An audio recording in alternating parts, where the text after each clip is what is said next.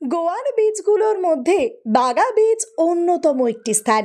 North গোয়ার এই বাগা beach জনপ্রিয় তার নাইট লাইফ এবং টিটোস লেনের জন্য।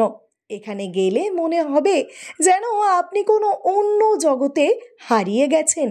রাতের মায়ায় প্রিয়জনের সঙ্গে হারিয়ে যেতে মন চাইবে।